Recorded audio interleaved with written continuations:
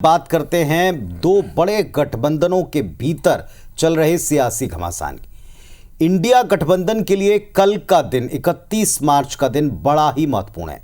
गठबंधन में शामिल सभी दल एक साथ आकर अपनी ताकत दिखा सकते हैं। कम से कम तैयारी और दावा तो यही है।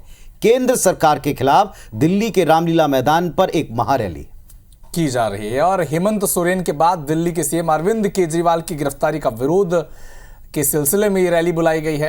इंडिया गठबंधन के लिए रैली एक तरफ जहां अपनी ताकत दिखाने का एक सुनहरा मौका होगा, तो वहीं केंद्र सरकार की नीतियों को निशाना बनाने का एक बड़ा मंच ये साबित हो सकता है। वरिष्ठ कांग्रेस नेता जयराम रमेश ने इस रैली को लेकर, इसके एजेंडे को लेकर, किन किन विषयों पर नेता बात करेंगे, इन सब को लेकर विस्तार से देश को बताया है। देखिए जरा।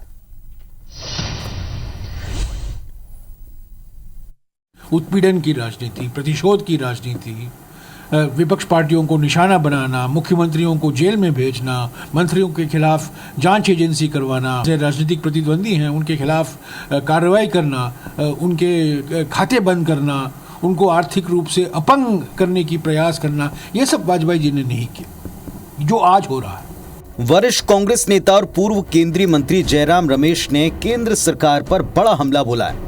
इलेक्टोरल बॉन्ड पर सुप्रीम कोर्ट की सख्ती, दिल्ली के सीएम अरविंद केजरीवाल की गिरफ्तारी और इनकम टैक्स के नोटिस के बाद कांग्रेस बेहद आक्रामक है। इन्हीं के विरोध में दिल्ली के रामलीला मैदान पर रविवार को इंडिया गठबंधन की महारैली बुलाई गई।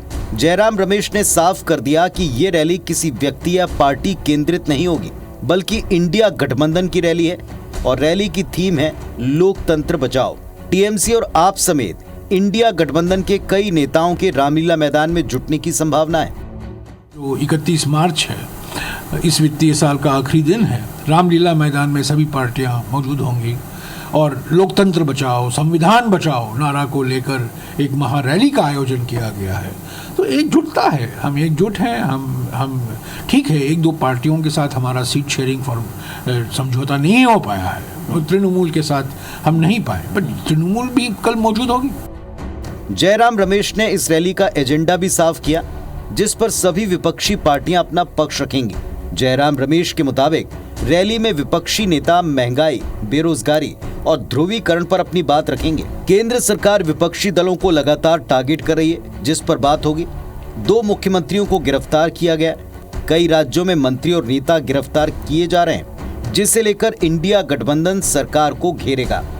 वहीं इलेक्टोरल बॉन्ड पर भी चर्चा होगी, जिसे सुप्रीम कोर्ट ने असंवैधानिक करार दिया है। इंडिया अलायंस के तरफ से कल दिल्ली में रामलीला मैदान में एक प्रोग्राम किया जा रहा है और नेशनल कॉन्फ्रेंस के तरफ से हमारे सदर जनाब फारूक अब्दुल्ला साहब वो शिरकत करेंगे उसमें। इधर बीजेपी ने इंडिया गठबंधन की इस रैली पर निशाना साधा। बीजेपी का कहना है कि जांच एजेंसियां अपना काम कर रही हैं, विपक्ष मूल सवालों से बचना चाहता है, जिसके लिए उसने ये रैली बुलाई है।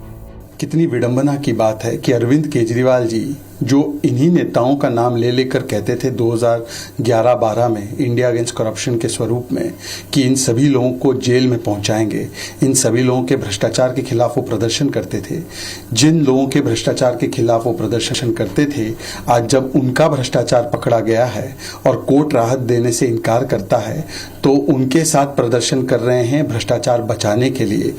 इंडिया गठबंधन की ये दूसरी रैली होने जा रही है। इसके पहले मुंबई के शिवाजी पार्क में गठबंधन के नेता एक साथ जमा हुए थे। तब राहुल गांधी की न्याय यात्रा का समापन का अवसर था। इंडिया गठबंधन में यूं तो कई अंतर विरोध हैं। पार्टियां टिकट बंटवारे को लेकर सेम पेज पर आने में काफी वक्त ले रही। इसे लेकर कई दफा खींचतान की खबरें भी सार्वजनिक होती। ऐसे में केजरीवाल की गिरफ्तारी के बहाने विपक्षी नेताओं को एक बार फिर एकजुटता दिखाने का मौका मिला है। हालांकि ये रैली उनके लिए देश के सामने अपनी एकता और एक बेहतर विकल्प के तौर पर खुद को पेश करने का अच्छा जरिया है। देखना होगा इंडिया गठबंधन इस मकसद में कितना कामयाब हो पाता है। Election desk, IBC 24।